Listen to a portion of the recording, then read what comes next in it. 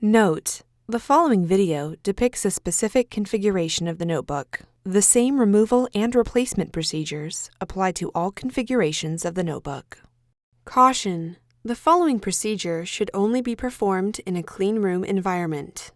Before you begin, remove the recess cover, display enclosure, battery, volume button board, power button board, touchscreen control board, speakers, wireless module, solid-state drive, audio board, POGO board, display panel cable, vibrator motor, system board, middle frame, and power connector cable.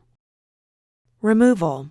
Note: if installing a new display panel, make careful note of the placement of the thermal pad on the old display panel so it can be transferred to the new display panel.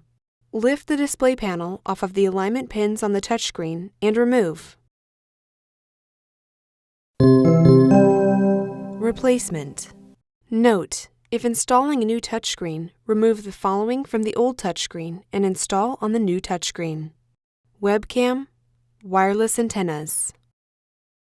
Place the display panel onto the alignment pins on the touchscreen.